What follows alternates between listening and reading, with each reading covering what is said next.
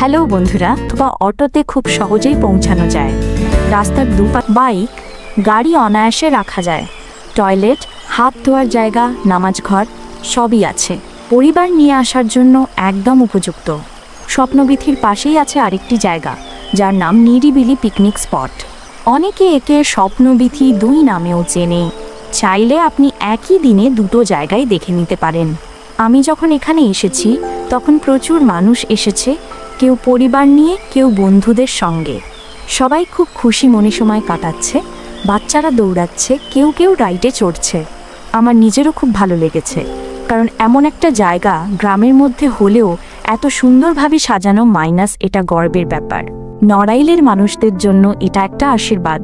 আর বাইরে থেকে যারা আসেন তাদের জন্য একেবারে সেরা ঘুরতে আসার জায়গা। সকালের দিকে আসুন, তখন ভিড় কম থাকে। পিকনিক করতে চাইলে আগেই অনুমতি নিন ও জায়গা বুক করুন। বাচ্চাদের জন্য কিছু খেলনা বা ম্যাট আনতে পারেন। যাদের ঘোরাঘুরি পছন্দ তারা বিশ্রামের জন্য ছাতা বা ছায়াযুক্ত কিছু সঙ্গে রাখতে পারেন। ক্যামেরা আনতে ভুলবেন না, এখানে ফটোগ্রাফির দারুণ সুযোগ আছে। তো বন্ধুরা, আজকের ভ্রমণ ছিল স্বপ্ন দেখা একটা দিন। স্বপ্নবীথিতে কাটানো সময় ছিল সত্যিই অসাধারণ। আপনি যদি নড়াইল বা আশেপাশে থাকেন বা ঘুরতে আসার প্ল্যান করেন, তাহলে এই পার্ক একবার হলেও ঘুরে দেখে আসুন।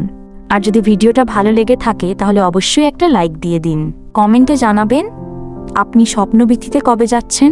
নতুন নতুন জায়গার ভিডিও পেতে চাইলে চ্যানেলটা সাবস্ক্রাইব করে দিন। আমি আবার আসছি আরও নতুন জায়গা, নতুন অভিজ্ঞতা আর নতুন গল্প নিয়ে। ভালো থাকবেন, ঘুরে বেড়াবেন আর মনের ভিতর স্বপ্ন বুনতে ভুলবেন না।